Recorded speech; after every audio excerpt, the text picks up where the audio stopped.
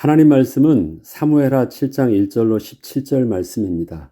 오늘은 다윗이 하나님의 은혜를 알고 그 인생의 평안함 속에서 이제 하나님의 영광을 위해서 성전을 짓고자 할 때 하나님께서 나단 선지자를 통해서 하나님의 마음을 전달해 주신 내용이 오늘의 본문입니다.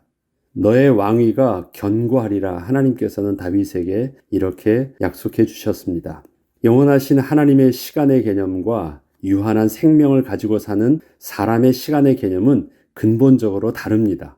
하나님께서 진행하고 계신 당신의 백성을 향한 그 약속과 구원의 섭리는 하나님의 영원하심 속에서 계획하시고 진행하고 계신 일이십니다. 이러한 하나님의 구원의 약속과 그 주권적 섭리는 창세 때부터 시작하여 아직도 진행하고 계시며 예수님께서 이 땅에 다시 오실 때까지 마침내 그때에 완성이 될 것입니다. 지금은 그래서 여전히 진행 중입니다. 하나님의 약속은 변함이 없으시지만 지금도 그 약속의 과정들은 진행 중이라는 사실입니다. 그리고 이처럼 영원하신 하나님의 구원의 섭리 속에서 유한한 인생을 살고 있는 우리는 하나님의 시간표 속에서 하나의 점과 같은 시간을 잠시 살다가 하나님의 부르심을 받게 될 것입니다. 우리의 인생의 연수가 강건하면 80세를 산다고 합니다. 그렇지만 하나님의 영원하신 속에서는 단지 한순간의 점과 같은 인생을 살고 있는 것임을 우리는 분명 알아야 합니다. 사람들은 자신의 시대에 어떠한 완성된 결말을 보기를 원하고 또 그렇게 최선을 다하여 이루기를 노력해도 보이지만 하나님께서는 당신의 구원의 섭리를 이루어 가시는 과정 속에서 오늘도 우리와 함께 하시며 우리를 그렇게 인도하여 주고 계십니다. 사람들은 자기 시대에 어떠한 결론적 완성을 원하고 있지만 우리의 삶을 이끄시는 하나님의 구원의 섭리는 영원하신 하나님의 구원의 시간표 속에서 오늘의 우리의 현실의 모습 속에서 우리와 함께 하시며 그 축복을 누리게 하시기에 서로 그 시각차가 분명 존재하고 있는 것입니다. 이처럼 유한한 인생을 살고 있는 인간의 시간의 개념 속에서는 영원하신 하나님의 계획을 다 이해할 수도 없고 다 이룰 수도 없기 때문에 우리는 영원하신 하나님의 구원의 계획을 우리 시대에 다 완성할 수 있다는 착각을 스스로 그렇게 해서는 안 될 것입니다.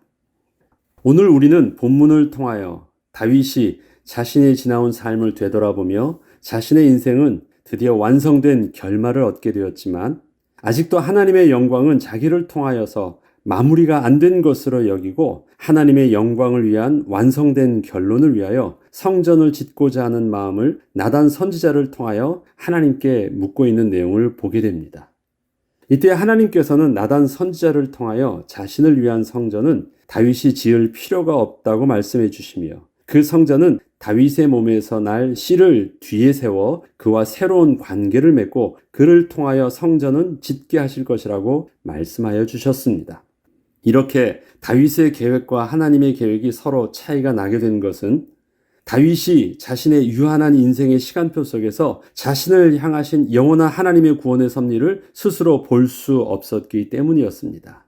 이것은 분명 다윗 입장에서는 하나님께 아무런 조건 없이 저항할 수 없는 구원의 은혜와 영광을 받은 것이었지만 하나님께서는 다윗을 통하여 영원하신 하나님 나라의 회복을 위한 위대한 구원의 계획과 섭리 속에서 다윗에게 그러한 복을 주신 것이었기 때문이었습니다. 하나님이 주신 이유는 개인에게 주신 복이 아니었던 거예요. 그런데 다윗은 그것을 개인이 받았다라고만 생각해요. 근데 하나님께서는 왜 너에게 아무 조건도 이유 없이 너를 택하시고 너에게 위대한 영광의 그 왕의 직분을 주었는지 아니? 그 하나님의 영원한 구원의 계획을 모르니까 자기는 받은 것이 너무 염치가 없고 뭐라도 갚아야 된다고 생각하는 것이에요. 좀 차이가 있었습니다. 이것을 하나님께서 아주 구구절절하게 다윗에게 설명해 주신 내용이 오늘 본문입니다. 또한 다윗의 이러한 축복은 하나님께서 다윗과 어떠한 계약 관계를 맺어서 그 대가를 다윗에게 요구하신 일이 아니었고 영원하신 하나님의 구원의 섭리 속에서 다윗을 일방적으로 택하사 그 시대 하나님의 구원의 섭리를 다윗을 통하여 친히 이루어 가고 계신 것이었습니다. 이처럼 다윗은 스스로는 이스라엘의 왕으로서의 자신의 모습과 해야 할 사명 정도밖에 자신을 되돌아보고 그렇게 생각할 수밖에 없었지만 하나님께서는 다윗의 씨를 통하여 영원하신 하나님의 나라를 회복하실 예수 그리스도를 계획하고 계셨던 것이었기에 다윗이 받는 지금의 왕으로서의 영광과 축복은 이에 대하여 다윗이 하나님께 갚으려 했던 성전의 봉헌과는 서로 맞지 않는 것이었습니다. 다윗이 왕으로서의 영광은 단지 자신이 왕이 되어 얻는 개인적인 영광이 아니라 장차 다윗의 씨로 오실 예수 그리스도를 예표하는 영광이었기 때문이었습니다. 그렇기 때문에 다윗은 어떠한 조건과 이의 없이 하나님의 영광의 모습을 그대로 드러내 보여주셨습니다. 하나님 그를 통해서 그렇게 보여주셔야 했습니다. 만방에. 다윗이 이스라엘의 별로서 그렇게 드러나는 것은 그가 바로 장차 오실 예수 그리스도를 예표하는 왕이었기 때문에 그렇습니다.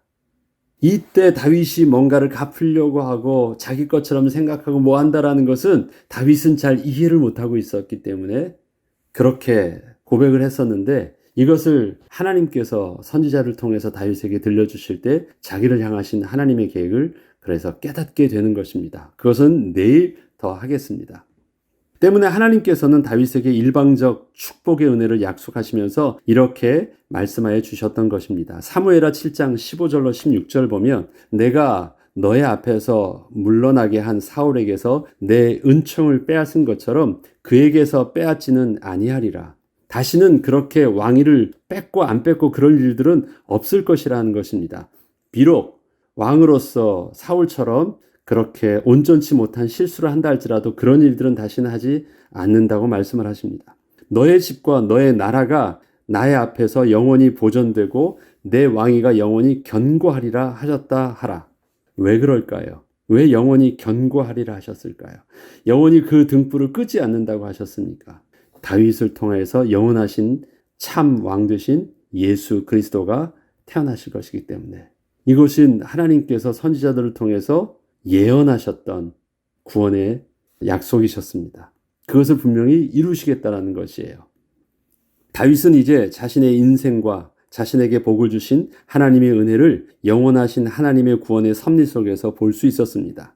단순히 자신에게 베푸신 은혜를 감사하는 정도가 아니라 영원하신 하나님의 구원의 섭리 속에서 자신이 어떻게 쓰임을 받고 있고 어떻게 쓰임을 받아야 하는지 깨닫게 된 것이었습니다. 이때 다윗은 자신이 하나님의 은혜를 갚고 안 갚고의 문제가 아니라 하나님의 영원하신 구원의 계획 속에서 자신에게 주어진 시대적 역할이 무엇인지를 제대로 알았기에 자신이 비록 성전을 짓지 않고 성전을 위한 준비만을 한다고 해도 충분했던 것이었습니다. 다윗은 그때서부터 평안하게 내려놓을 수 있었고 기쁨으로 주의 성전을 위해서 준비할 수 있었습니다. 그러면 그 배경 속에서 오늘 주셨던 하나님의 말씀들을 한번 볼 수 있도록 해보겠습니다.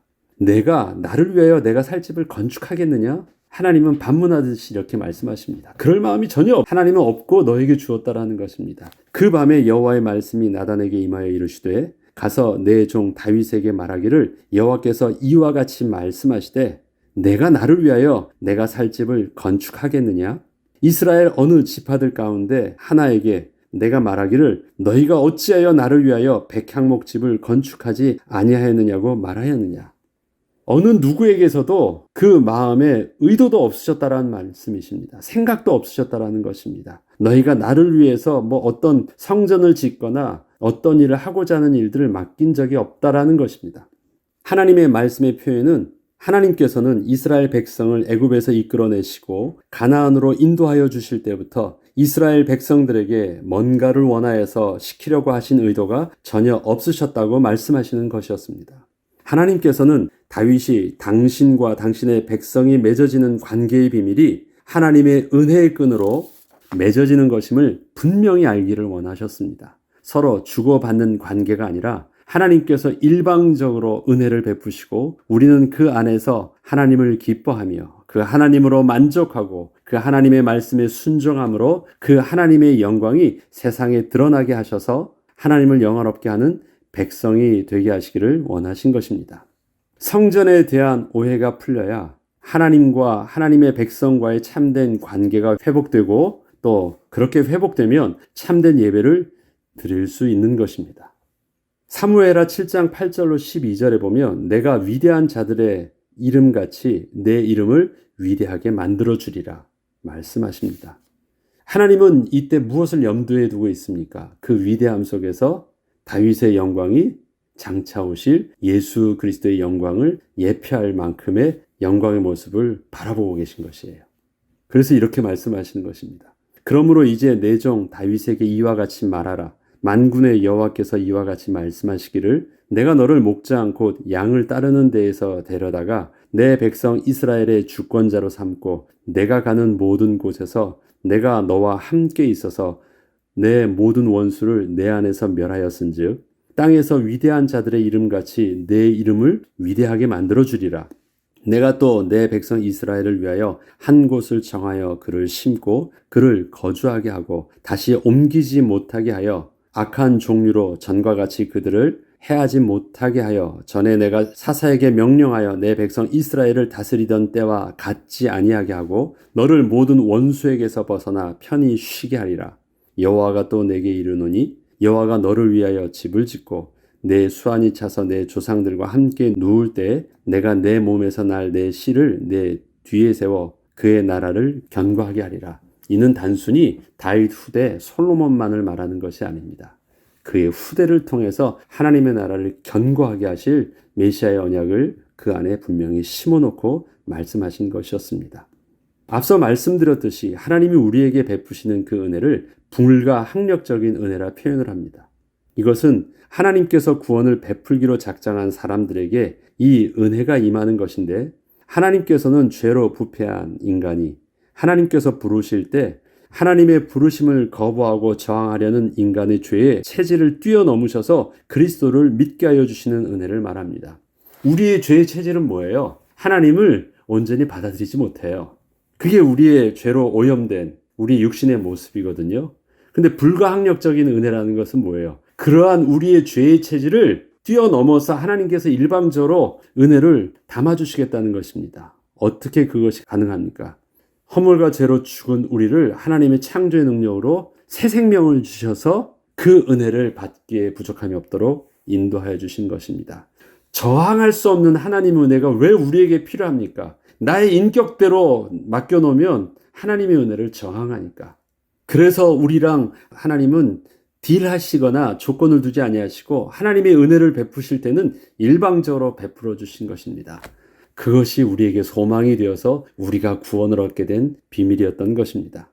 하나님께서는 다윗에게 하나님의 은혜의 택하심이 무엇인지를 다윗 수준의 언어로 표현해 주고 계십니다. 우리가 지금 본문에서 확인해야 하는 것은 주어가 누구이며 목적어가 누구인지를 확실하게 보는 것입니다. 내가 너에게 하겠다. 내가 만들어 주겠다. 다윗의 모든 축복의 주체는 하나님이신 것과 다윗이 하나님의 축복의 목적이 되고 있음을 그래서 계속 강조하고 계신 것입니다. 서로 주고받고 하는 관계는 서로의 인격이 수평적으로 위치하는 관계입니다. 그때 서로 주거니 받거니 할 수 있는 것이죠. 그러나 하나님 나라는 하나님이 다스리시고 그분의 백성된 우리가 그 말씀에 순종함으로 복을 누리는 것입니다. 수평적 관계가 아니라 수직적 관계입니다. 수직적 관계인데 우리를 수평적 관계처럼 우리를 대하시고 계신 것입니다. 실존은 수직적 관계가 맞아요. 그런데 수평적으로 우리를 존중하고 계시고 우리를 친밀하게 대하시는 것입니다. 우리는 그것을 잊으면 안 돼요. 착각하면 안 돼요. 여전히 하나님은 거룩하신 분이시고 우리는 그의 은혜 가운데 그의 말씀을 순종할 때 살 수 있는 자인 것은 분명합니다. 그런데 그러한 우리를 수평적 관계처럼 친밀하게 대하여 주실 뿐입니다. 대하여 주신다고 해서 우리 실존이 하나님을 맘먹어도 된다라는 말을 하는 것은 아니에요. 우리는 이것을 놓치면 안 됩니다. 그래서 친밀함 속에서 하나님을 경외하는 비밀을 우리가 날마다 놓치지 않는 것. 그 은혜의 비밀이 여전히 필요한 것입니다. 하나님 나라는 하나님이 분명 그래서 다스리시고 그분의 백성된 우리가 그 말씀에 순종함으로 복을 누리는 나라이기 때문에 하나님께서는 지금 다윗을 통하여 하나님 나라의 모델을 만들어 가고 있는 것입니다. 처음부터 이 사실을 다윗은 놓치지 않기를 원하셨습니다. 그래서 다윗이 어떻게 해요? 미안하니까 저도 하나님께 뭐 좀 드릴게요. 갚을게요. 그럴 것이 아닌 것입니다. 내가 너를 위해서 계획한 거고 너에게 주는 것이니까 다른 거 생각하지 마. 이 관계를 분명하게 하신 것입니다. 너는 그냥 받기만 해. 이것은 하나님의 주권적인 역사이고 뜻이고 또 하나님의 위치이십니다. 넌 나한테 줄 만한 것이 없고 줄 수도 없어. 내가 너에게 주는 것이고 너를 택하신 것이고 너를 통해서 이룰 것이야. 그러니까 감사함으로 받고 내가 원하였던 나의 뜻에 그렇게 순종해. 이것을 하나님께서는 그 복으로 주시면서 이렇게 말씀하신 것이었습니다. 그 다음에 그에게 주실 아들을 통해서는 그는 내 이름을 위하여 집을 건축할 것이라 말씀하십니다. 내 수완이 차서 내 조상들과 함께 누울 때 내가 내 몸에서 날 내 씨를 내 뒤에 세워 그의 나라를 견고하게 하리라. 그는 내 이름을 위하여 집을 건축할 것이요 나는 그의 나라 왕위를 영원히 견고하게 하리라. 그에게만이 아니라 영원히 견고하게 하리라. 그를 세울 하나님의 성전의 비밀을 분명히 보여주실 것입니다. 나는 그에게 아버지가 되고 그는 내게 아들이 되리니 그가 만일 죄를 범하면 내가 사람의 매와 인생의 채찍으로 징계하려니와 내가 내 앞에서 물러나게 한 사울에게서 내 은총을 빼앗은 것처럼 그에게서 빼앗지는 아니하리라. 빼앗지는 아니하는데 자, 다윗과 맺었던 관계와 또 솔로몬과 맺었던 관계가 좀 차이가 있습니다. 어떻게 차이가 날까요? 하나님께서는 다윗에게 일방적인 은혜만을 베풀어 주시겠다고 하시면서 다윗이 소나했던 성전은 다윗 다음으로 왕위를 이을 그 아들을 통하여 짓게 하겠다고 하십니다. 그리고 그 아들에게도 다윗에게 주셨던 복을 줄 것인데 하나님께서는 특별히 다윗과 맺었던 관계의 모습과 달리 다윗의 아들과는 아버지와 아들의 관계가 되어 복을 주시겠다고 하십니다. 자, 아버지와 아들의 관계이기 때문에 그 아들은 아버지가 자녀에게 잘못을 하면 훈계를 위해서 매를 대는 것처럼 매를 댈 수도 있다고 말합니다. 그렇지만 매를 댄다고 해서 관계의 비밀이 끊어지지는 않는데요. 그래서 더 이상 걱정은 하지 않아도 된대요. 그러나 징계도 받아야 된다고 말을 해요. 그런데 다윗은 좀 다르다고 표현합니다. 지난날 다윗은 목자였던 자신을 불러 왕을 세우셨던 하나님을 여호와는 나의 선하신 목자여 나는 그 분의 어린 양이라는 표현으로 하나님과 자신의 관계를 늘 표현했습니다. 다윗은 하나님과 목자와 양의 관계로 일평생을 살았습니다. 그런데 하나님께서는 그의 아들을 통해서는 아버지와 아들의 관계로 맺으시겠다고 하십니다. 다르대요. 그 차이 속에서 하나님이 행하시고자 하셨던 뜻과 계획이 달랐다라는 것입니다.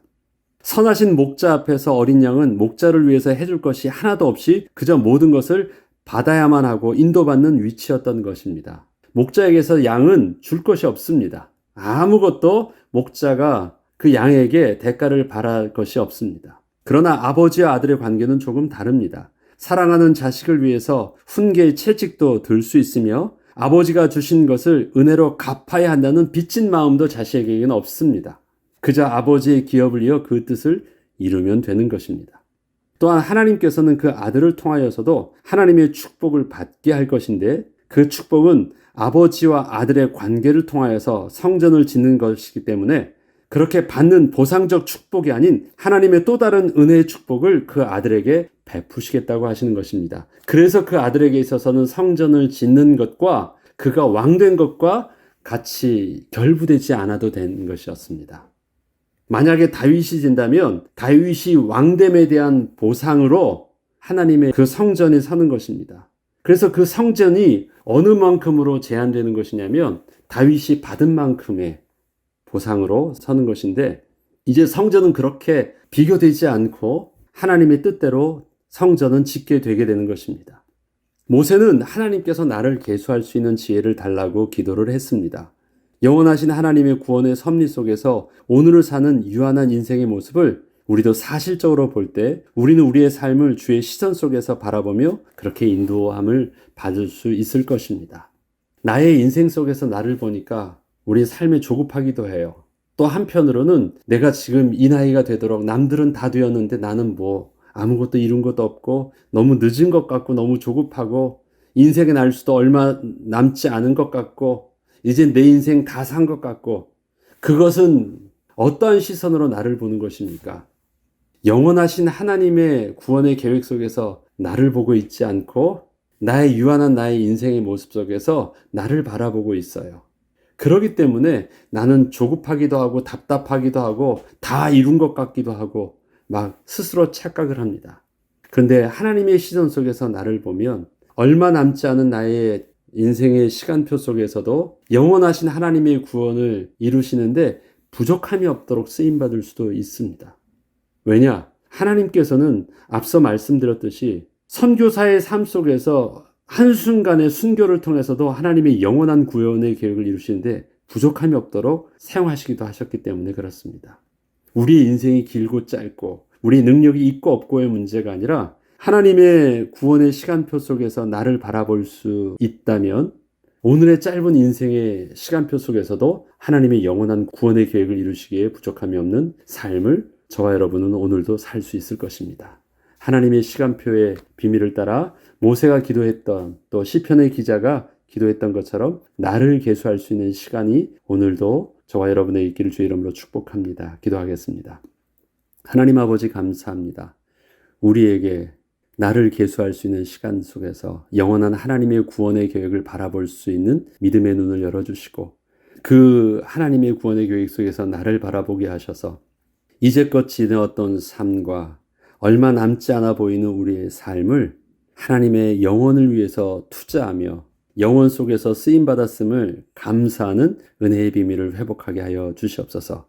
오늘의 삶이 그 비밀을 누릴 수 있는 또한 새로운 날 되게 하여 주옵소서. 감사드리며 우리 주 예수 그리스도 이름으로 기도합니다. 아멘.